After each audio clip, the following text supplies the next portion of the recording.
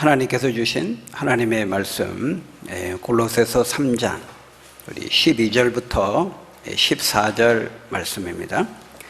골로새서 3장 12절부터 14절 신약성경 327쪽입니다. 우리 한 절씩 교독하겠습니다. 제가 12절을 읽습니다. 그러므로 너희는 하나님이 택하사 거룩하고 사랑받는 자처럼 긍휼과 자비와 겸손과 온유와 오래 참음을 옷 입고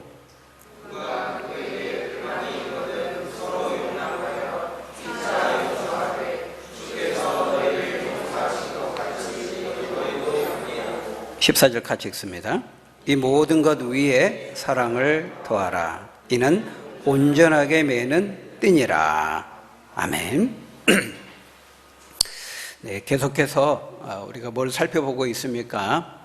그리스도 안에서 새롭게 변화된 새 사람의 삶에 대해서 우리가 살펴보고 있습니다. 그러니까 오늘 본문도 지난 시간의 연장이라고 말할 수 있겠습니다. 새 사람의 합당한 변화된 삶에 대해서 말씀하는데요. 우리가 지난 시간에도 그 5절에 보면 어떻게 시작했습니까? 그러므로 그렇게 시작했죠. 그러므로 땅에 있는 지체를 죽이라 그랬습니다. 그러므로 라고 시작했죠. 여러분 오늘 본문도 보십시오. 동일하게 시작합니다. 그러므로 너희는 하나님이 택하시고 거룩하고 사랑받는 자처럼 이러하게 행하라 그렇게 말씀합니다. 그러므로입니다. 그러므로 너희가 예수님을 믿고 그리스도인이 되었다면 그러므로 그렇게 말씀하는 거죠.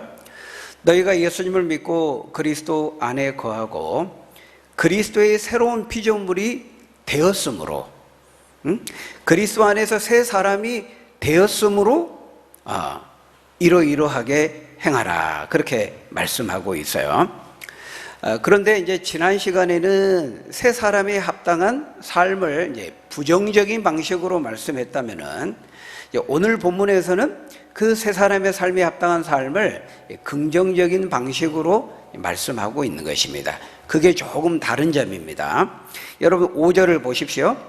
새 사람에 합당한 삶을 부정적인 방식으로 말씀하죠. 너희가 그리스도를 믿고 그분 안에서 새 사람이 되었다면은 옛사람에 속한 이러한 썩어져가는 습관들을 따라서 살지 말라 하면서 해서는 안 되는 것들을 쭉 열거하고 있어요. 5절에 보면 음란과 부정과 사욕과 악한 정욕과 탐심 이런 것들에 사로잡히지 말라는 것입니다. 또 여러분 8절과 9절에도 보면은 이제는 너희가 옛사람과 그 행위를 벗어버리고 그렇게 말씀하면서 그 옛사람의 행실들 분함과 노여움과 악의와 비방과 너희 입에 부끄러운 말이라 그랬죠. 그러니까 이런 행동들과 삶은 그리스도 안에서 새 사람이 된 그 사람의 모습에 합당하지 않다는 것입니다. 그래서 옛사람과 그 행위를 벗어버리라 하지 말라 이렇게 말씀하고 있죠. 근데 이제 반대로 오늘 본문에서는 어떻게 말합니까? 적극적으로 긍정적인 방식으로 말씀해요. 입으라 이렇게 말했습니다. 입으라. 지난 시간에는 옛사람을 벗어버리라. 근데 오늘은 반대로 입으라 이렇게 말하고 있어요. 그 12절에 보면 그러므로 너희가 예수를 믿고 그리스도 안에서 새 사람이 되었으므로 긍휼과 자비와 겸손과 온유와 오래 참음으로 옷을 입으라 이렇게 말씀하죠. 그러니까 여기서도 보면 몇 가지예요? 5가지를 열거하고 있어요. 앞에서도 5절, 9절에서도 어떻게 해서 전부 5개씩 쭉 열거했잖아요. 같은 방식으로 말하고 있는 겁니다. 그러니까 같은 말씀을 조금 다른 방식으로 말하고 있어요. 둘 다 그리스도를 믿고 그리스도 안에 새로운 피조물이 되고 새 사람의 그 합당한 삶의 모습에 대해서 말하는데 지난 시간에 5절, 8절, 9절에서는 어때요? 그걸 부정적인 방식으로 말하고 있다면 오늘 본문에서는 이제 반대로 긍정적인 방식으로 말씀하고 있는 것입니다. 그리스도 안에 새 사람이 되었다면은 음란, 부정, 사욕, 악한 정욕, 탐심 이런 것들, 또 분함, 노여움, 말하기 부끄러운 말들, 비방 이런 옛사람의 썩어져가는 습관들을 벗어버려야 함과 동시에 오늘 본문에서 말씀하고 있는 긍휼과 자비와 겸손과 온유와 오래 참음과 용서와 같은 세 사람에 합당한 옷을 입어야 된다는 거예요. 계속해서 어떻게 표현하고 있어요? 옷을 벗는 것과 입는 것으로 표현하고 있습니다. 그렇죠?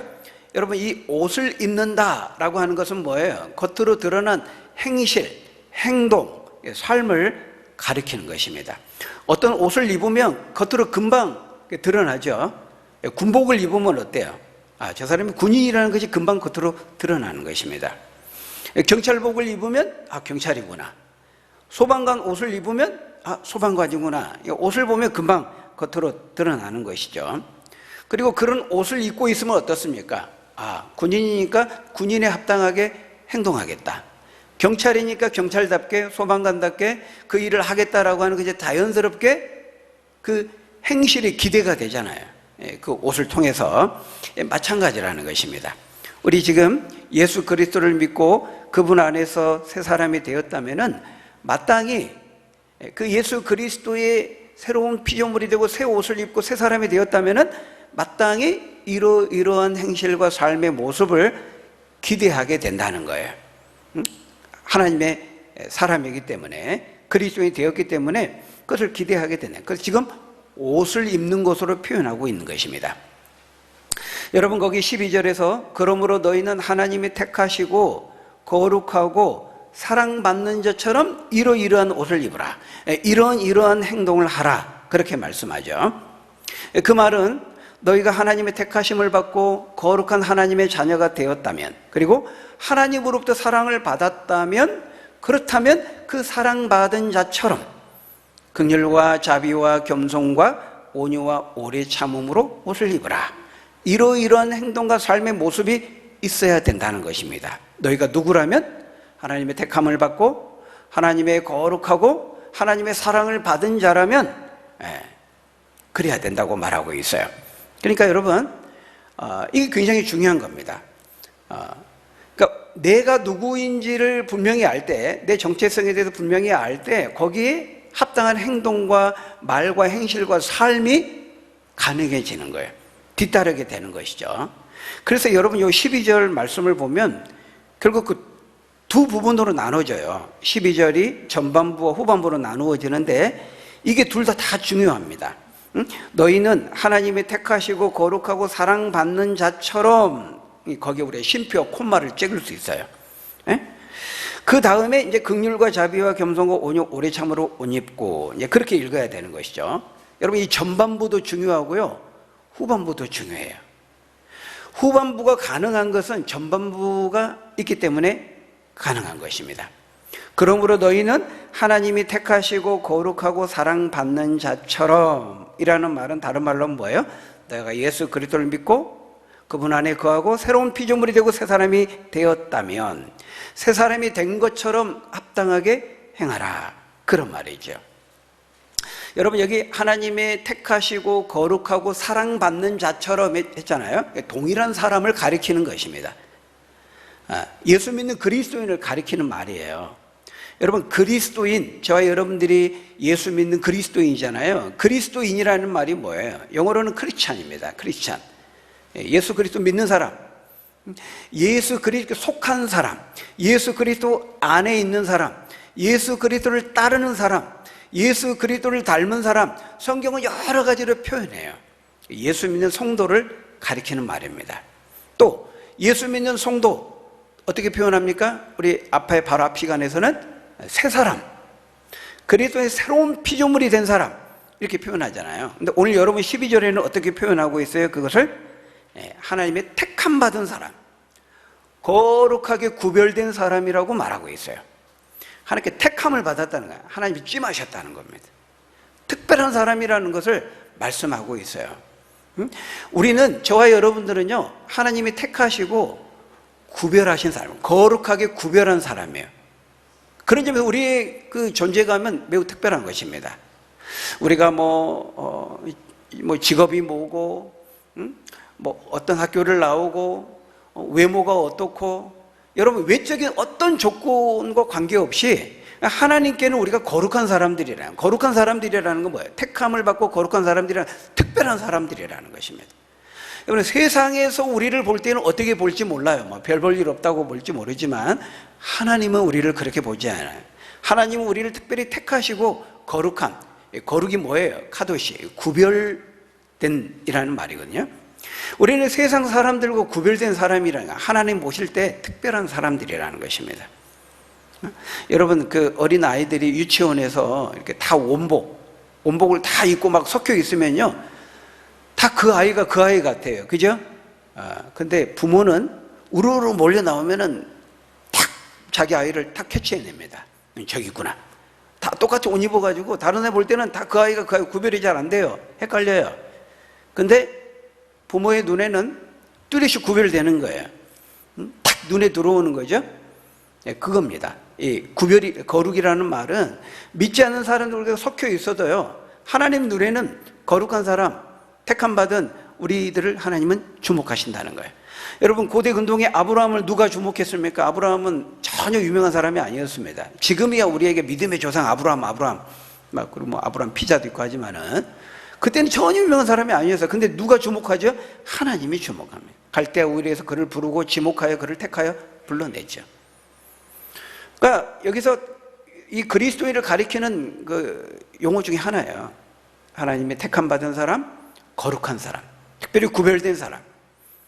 여러분, 여기에 우리의 자부심이 있고 자존감이 있는 겁니다. 세상이 주는 어떤 외적인 조건에 의해서 우리의 자존감이 높이는 게 아니에요. 세상 사람들이 볼 때 우리를 어떻게 볼지 몰라도 우리는 하나님의 특별하게 택함을 받고, 하나님 우리에게 다 침발랐어요. 찜했어요. 굉장히 우리는 고귀한 존재예요. 구별된 존재. 하나님은요, 우리를 주목해. 늘 우리를 바라보세요. 우리가 의식하지 못하는 순간에도 하늘에서 우리를 감찰하시고 하감하시고 우리를 바라보시고 우리를 지키시고 보호하시고 돌보신다고 그렇게 말씀하고 있어요. 특별하게 우리는 택함을 받고 거룩하고 구별된 존재라는 사실 여러분 꼭 기억하시기를 바랍니다. 근데 또 뭐라고 말하고 있어요? 하나님 우리를 택하시고 거룩하고 구별했을 뿐만 아니라 거기 뭐라고, 세 번째로 뭐라고 말하고 있어요? 사랑받는 자처럼 그렇게 말하고 있어요. 여러분, 오늘 본문의 핵심을 보여주는 단어죠. 여러분, 너희가 왜 긍휼과 자비와 겸손과 온유와 오래 참음의 옷을 입어야 된다는 거예요? 너희가 하나님의 특별한 사랑을 받은 자이기 때문이라는 것입니다. 여러분, 거기 12절에서요 후반부가 가능한 이유, 긍휼과 자비와 겸손과 오래 참음과 이 온유와, 이것이 가능한 이유는 뭐라는 거예요? 이 전반부가 있기 때문이라는 것입니다. 우리가 먼저 하나님의 택하심을 받고 거룩하게 구별되고 하나님으로부터 말로 할 수 없는 특별한 그 놀라운 사랑을 받았기 때문이라는 거예요. 받은 자이기 때문이라는 것입니다. 그러니까 여러분, 이 전반부가 없다면, 이것이 이루어지지 않았다면요, 절대로 뒤에 것도 이루어질 수가 없는 거예요. 앞에가 원인이고 뒤에가 결과입니다. 먼저 주님으로부터 사랑을 우리가 받았기 때문에 다른 사람을 사랑할 수 있는 거예요. 우리가 주님으로부터 사랑을 받았기 때문에 주님은 우리에게 다른 사람을, 이웃을 사랑하라고 명령하시는 것입니다. 말씀하시는 것입니다. 요구하시는 것입니다. 이게 전반부가 이루어지지 않으면 주님은 후반부를 우리가 요구하지 않아요. 그래서 산상수훈은, 간디가 그렇게 좋아했던 산상수훈은 여러분 일반 세상 사람들을 향해 주신 말씀이 아니에요. 왼뺨을 치는데 오른뺨을 돌려대라. 이거 어떻게 가능합니까?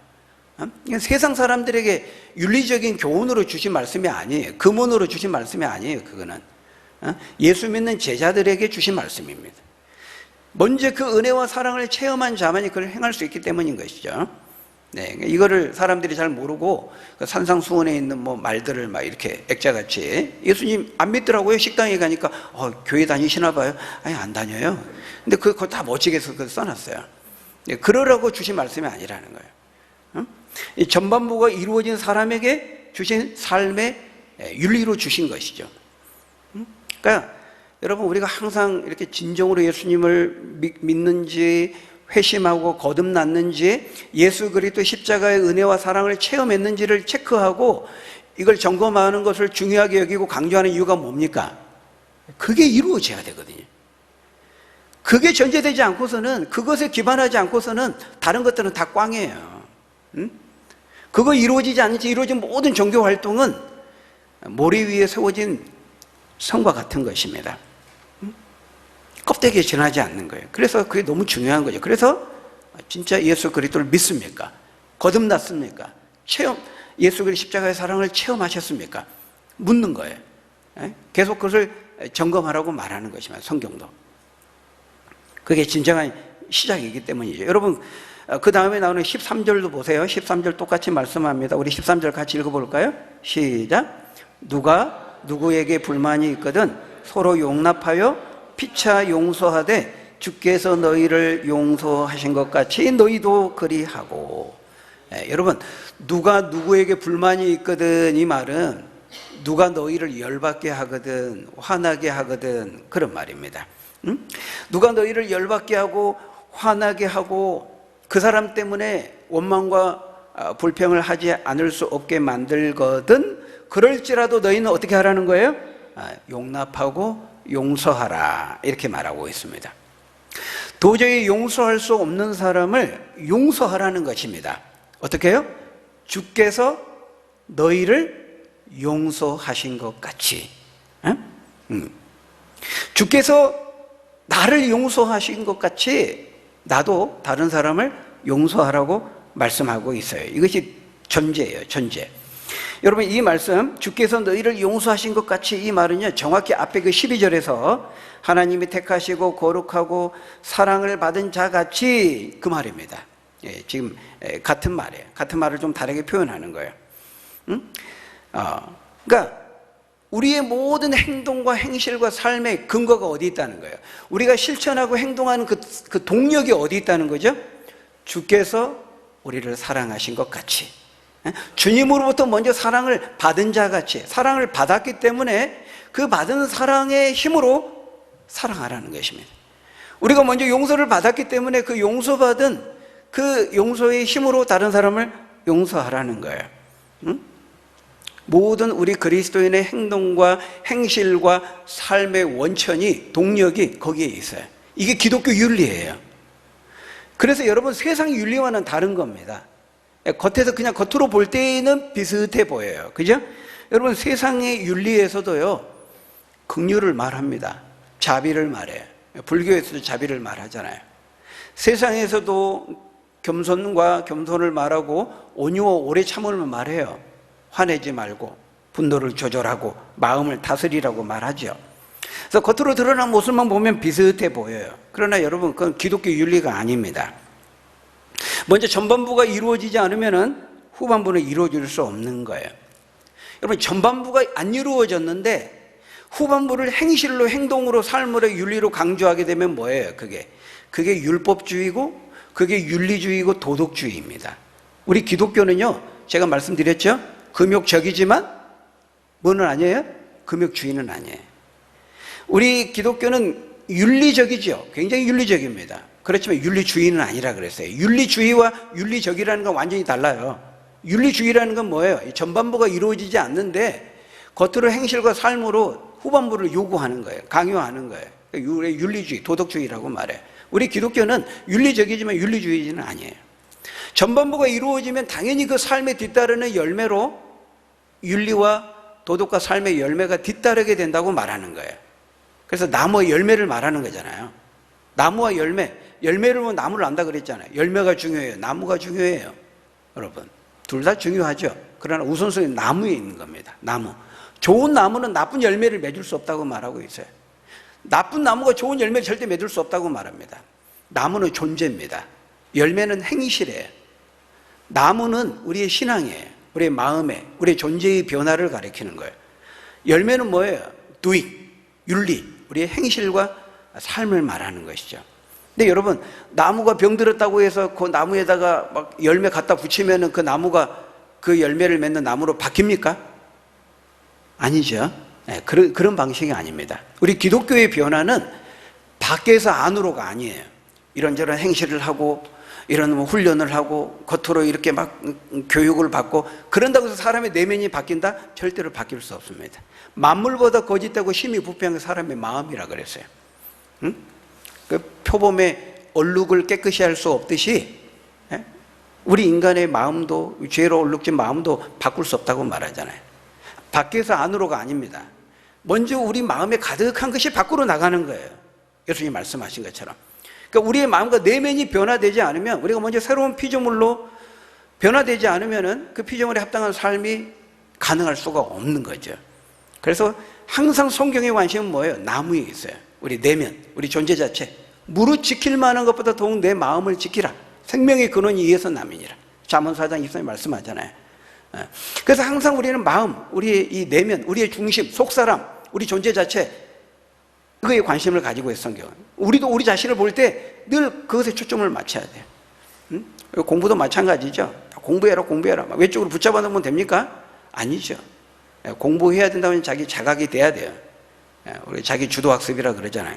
그걸 깨달아야 되는 것이지, 말을 끌고 가서 냇가에 억지로 물을 먹게 할 수는 없는 겁니다.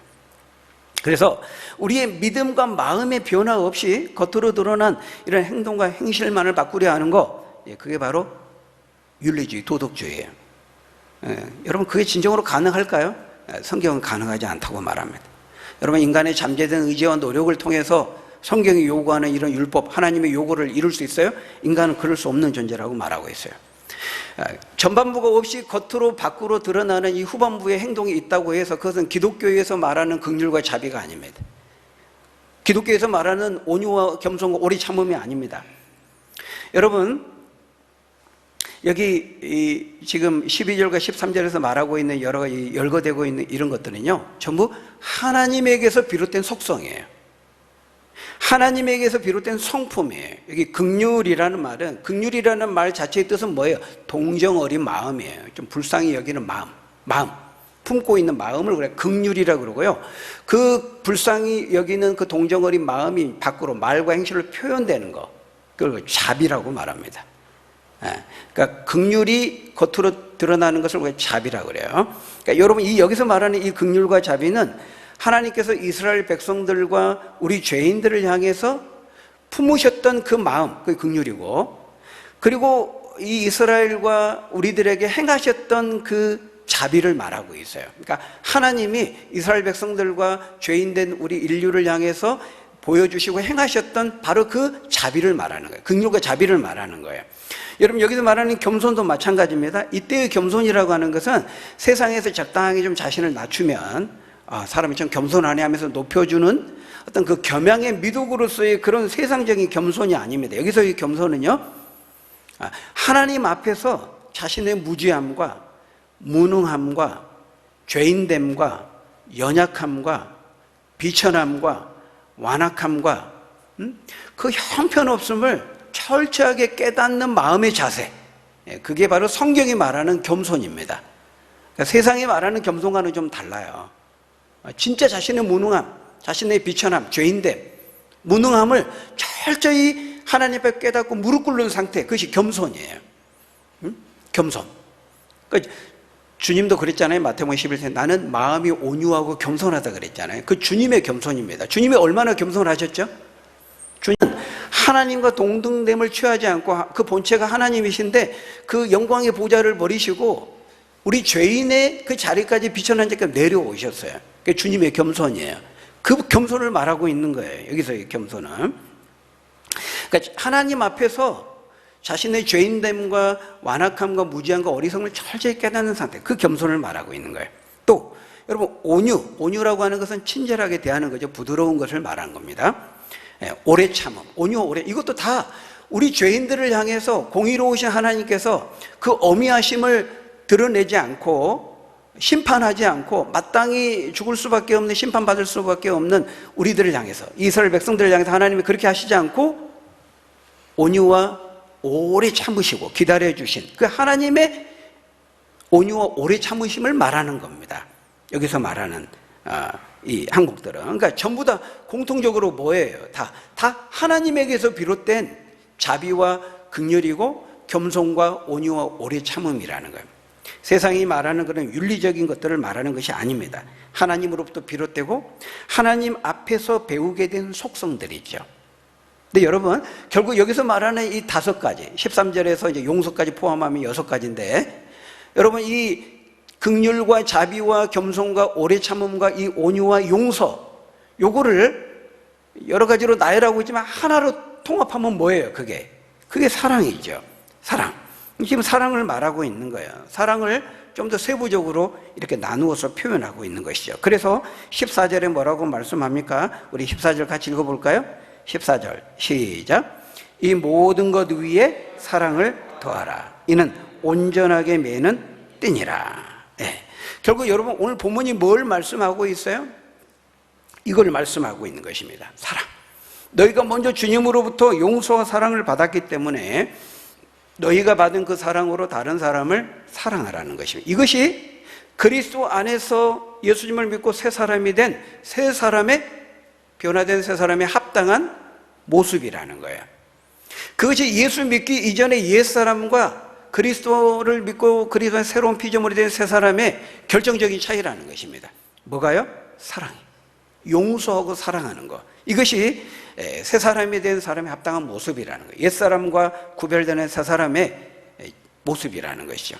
그래서 거기 14절에서 이 모든 것 위에 사랑을 더하라. 이는 온전하게 매는 띠니라 그랬죠. 그러니까 마치 고린도전서 13장 13절에서 믿음, 소망, 사랑 이 세 가지는 항상 있을 것인데 그 중에 제일은 사랑이라. 마치 그렇게 말씀하는 것처럼 보입니다. 이 모든 것 위에, 여기 이 모든 것이라고 하는 것은 바로 앞에 12절 13절에 말씀하고 있는 자비, 긍휼, 자비, 겸손, 온유, 오래 참음, 그리고 용서, 이런 행위들을 말하는 거예요. 이 모든 것들에 사랑이 더해져야 된다는 거예요. 아니, 사랑 위에 기반이 있어야 된다는 거예요. 사랑에 의해서 그것이 비롯돼야 된다. 그래야 온전한 자비고 긍휼이고 겸손이고 온유와 오래 참음이고 용서라는 거예요. 그래야 그것이 온전한 것이라고 말하고 있어요. 사랑이서 비롯될 때, 사랑의 힘에서 이루어질 때 온전하다는 거예요. 만약 그렇지 않다면 뭐예요? 여기에 이런 행위들이 있는데 사랑이 없다.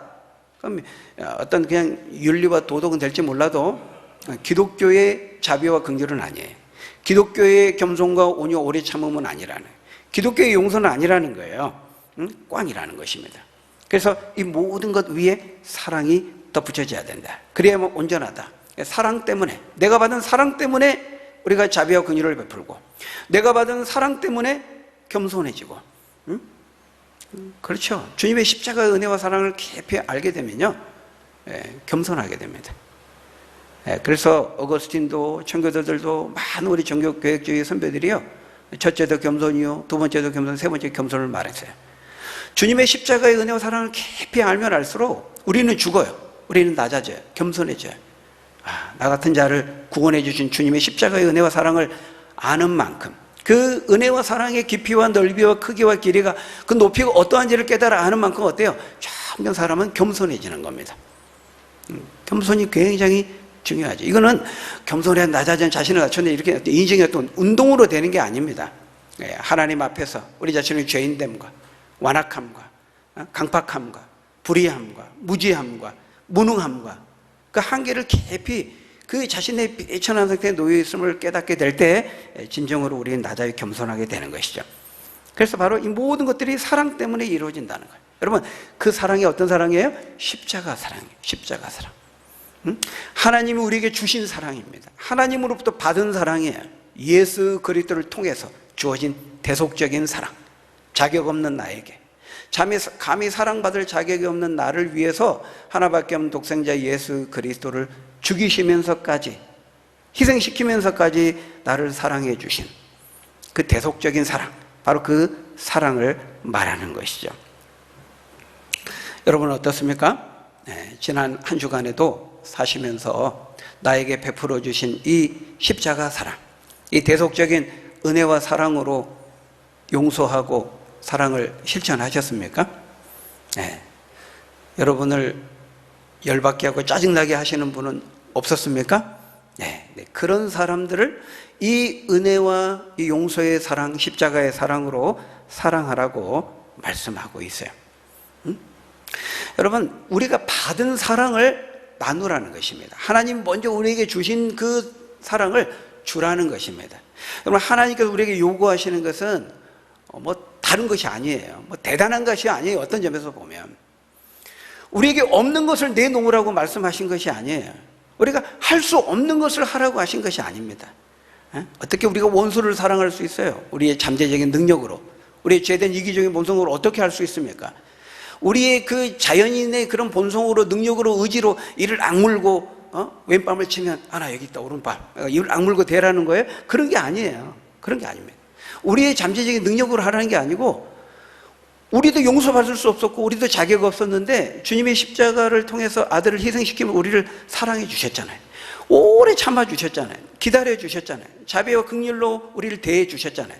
우리가 받은 그 예수 그리스도를 통한 하나님의 그 은혜와 사랑으로 다른 사람을 사랑하라는, 다른 사람을 대하라는 것입니다. 하나님이 우리를 대하신 것처럼, 하나님이 우리에게 오래 참으신 것처럼 우리도 오래 참고, 하나님 우리를 용서해 준 것처럼 다른 사람을 용서하고, 하나님이 우리를 사랑해 주신 것 다른 사람을 사랑하라는 거예요. 그러니까 내가 너에게 준 것을 다른 사람에게 주라, 이렇게 말하고 있는 겁니다.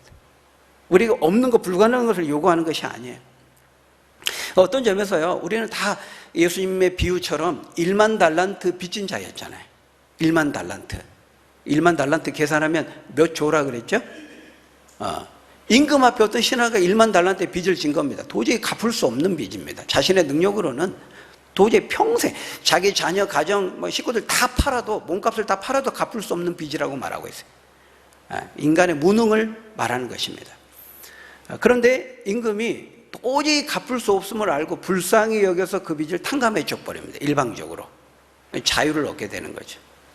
근데 1만 달란트의 빚을 탕감받았는데 너무 기쁘고 노래하면서 나가는데, 궁궐문을 나가는 누구를 만나요? 자기에게 100데나리온 빚진 자를 만나죠. 친구를 만납니다. 100데나리온이면은 100데나리온은 1데나리온은 하루 노동자 품삯이에요. 한 100일 동안 품삯이에요. 얼마나 되겠습니까? 많이 잡아도. 근데 몇 조의 그 갚을 수 없는 1만 달란트를 탕감받았는데 기쁘고 막 즐겁게 나가다가 자기네 100데나리 빚진을 만나가지고 어떻게 해요? 멱살을 잡고 이놈 새끼 빨리 갚어. 너 왜 안 갚아? 너 잘 만났다. 이런 거죠. 그 임금이 어떻게 합니까? 너는 1만 달란트 받을 자격이 없다고 다시 갚아라고 감옥에 가둬 버립니다. 예수님이 주기도문에서 말씀했죠. 너희가 다른 사람을 용서한 것 같이 내가 너희를 용서하리라. 그 말은 무슨 말입니까? 하나님으로부터 그 십자가의 은혜와 사랑을 받은 자라면 그렇게 할 수 없다는 거예요. 정말 여러분, 몇 조의 빚을 내가 탕감받았는데 나한테 한 100만 원, 1000만 원 빚진 자한테 그렇게 할 수 있어요? 안 갚아도 돼. 오늘 내가 쏠게. 이러죠. 내가 100만 원어치 쏠게. 이럴 거 아닙니까? 예를 들면. 주님의 십자가 은혜와 사랑을 받냐? 그럴 수 없다는 거예요. 여러분 어떻습니까? 우리는 1만 달란트의 빚을 주님의 자비와 긍휼이 여기심으로 말미암아 탕감받은 자들입니다. 그런 은혜와 은택을 입은 자들입니다. 그런 우리가 나에게 100데나리온 조금 빚진 자에게 너무 냉혹하게 대하지는 않았는지, 내 주변에 있는 사람들 좀 부족하고 실수하고 잘못했을 때 내가 어떻게 그들을 대했는지 우리가 한번 돌아보게 되는 것이죠. 여러분, 늘 우리는 묵상해야 됩니다. 십자가의 안에 자격 없는 나를 구원하시기 위해서 자기 아들을 희생시키시고 그 희생을 통하여서 나에게 무슨 일을 하나님이 행하셨는지 우리 늘 묵상해야 돼요. 십자가의 은혜, 십자가의 사랑, 죽을 때까지. 여러분, 그리스도의 십자가라는 책도 있고 십자가 관련된 책들이 많지만은요, 우리는 그 책을 읽을 때마다 은혜를 받게 돼요. 이거는 지식적으로 예수님이 나를 십자가에 죽으셨다, 개념적으로 정리하고 끝나는 게 아니에요. 계속해서 예수의 십자가의 은혜와 사랑을 묵상해야 돼요. 죽을 때까지, 주님 앞에 설 때까지. 그리고 그 은혜와 사랑을 늘 감사해야 돼요. 우리는 늘 망각해요. 늘 잊어버려요. 주님의 그 십자가의 은혜와 사랑에 대해서 무감각해져요. 신앙의 연수가 더해지면 더해질수록 더 달인이 되고 더 원숙한 경지에 이르고 더 깊이가 있어야 되는데 이상하게도 권태로움을 느끼고 실증을 느끼고 그런단 말이에요. 우리가 그러면 안 되거든요. 여호와의 나를 향한 그 놀라우신 그 엄청난 은혜와 사랑의 그 은택, 그 은혜를 여러분 더 깊이 묵상하시고 그 은혜의 힘으로 나에게 주신 그 사랑의 힘으로 사랑할 수 없는 사람을 사랑하고 용서할 수 없는 사람을 용서하고 원수까지도 사랑할 수 있는 저와 여러분들이 다 되시기를 예수님의 이름으로 간절히 축원합니다. 기도하겠습니다.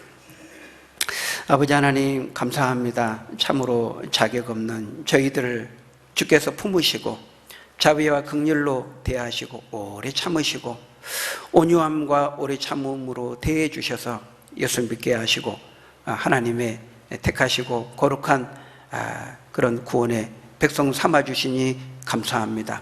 예수 그리스도를 십자가에 피 흘려 죽게 하시는 그 희생을 통해서 우리를 위해서 무엇을 행하셨는지 우리가 더 깊이 묵상하고 알기를 원합니다.